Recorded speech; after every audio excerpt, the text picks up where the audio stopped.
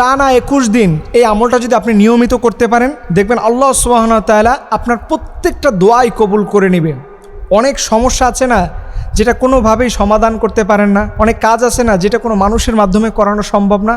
বিশ্বাস করেন, জীবনে এমন অনেক কাজ আছে যা মানুষের পক্ষে সমাধান করা সম্ভব নয়, সেই কাজগুলো আল্লাহ পাক সমাধান করে দিতে পারবে যদি টানা 21 দিন এই আমলটা আপনি করতে পারেন। অনেক বিখ্যাত মনীষীরা এই আমলটা করেছেন। একজন বিখ্যাত আল্লাহর ওলি তিনি বলছেন, আমার জীবনে আমি জেলের মধ্যে ছিলাম দীর্ঘ অনেকটা বছর।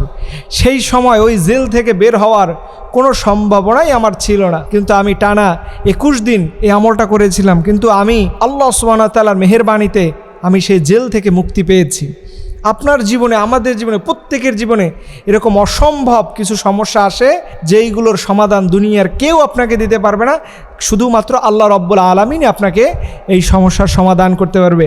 আমলটা আপনি কিভাবে করবেন? প্রতিদিন এশা নামাজের পরে আপনি যখন ঘুমোতে যাবেন, এই ঘুমোতে যাওয়ার আগে আপনি মোটামুটি কয়েকবার দরুদ শরীফ পড়ে নেবেন। আল্লাহুম্মা সাল্লি আলা সাইয়্যিদিনা মুহাম্মদ সাল্লাল্লাহু আলাইহি সাল্লাম 10 বার পারেন, 20 বার পারেন, এটা পড়বেন। কারণ দরুদ পড়ে যদি কোনো দোয়া করা হয়, সেই দোয়া আল্লাহ তাআলা কবুল আর মঞ্জুর করে নেয়। এরপরে এই আমলটা আপনি টানা 21 দিন করতে থাকবেন। লা হাওলা ওয়ালা কুওয়াতা ইল্লা বিল্লাহ, লা হাওলা ওয়ালা কুওয়াতা ইল্লা বিল্লাহ 21 দিন চলতে থাকবে। মোটামুটি আপনি কমসে কম হলেও 300 বার এই জিকিরটা করবেন, লা হাওলা ওয়ালা কুওয়াতা ইল্লা বিল্লাহ 300 বার আপনি প্রতিদিন যদি করেন।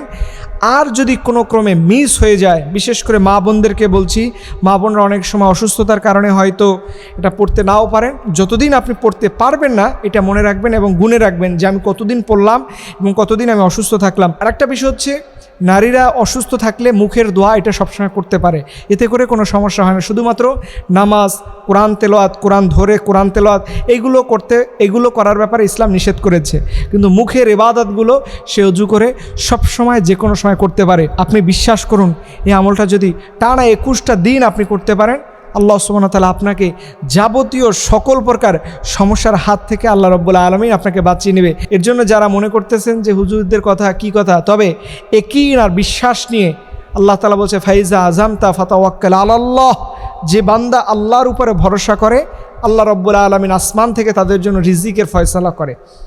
এর জন্য আমি আপনাদেরকে অনুরোধ করে বলবো, যে প্রফেশনে থাকেন না কেন, যেই সমস্যার মধ্যে থাকেন না কেন, নিয়মিত এই আমলটা করুন।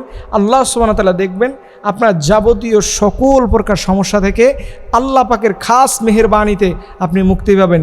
সর্বশেষ যেদিন 21 তারিখের দিন আসবে, অর্থাৎ আপনি যে টানা 21টা দিন আমল করতেছেন, এর 21 নম্বর রাতে আপনি আল্লাহ রব্বুল আলামিনের কাছে কায়েমানুবাকে মোনাজাত করবেন।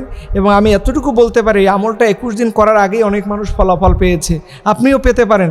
তারপরেও যদি কোনোভাবে মিস্টেক হয়ে যায়, আপনি আল্লাহ রব্বুল আলামিনের দরবারে হাত তুলে দোয়া করবেন, দেখবেন রব্বুল আলামিন আপনার যাবতীয় সকল প্রকার সমস্যার হাত থেকে আল্লাহ পাক আপনাকে বাঁচিয়ে নেবে ইনশাআল্লাহ।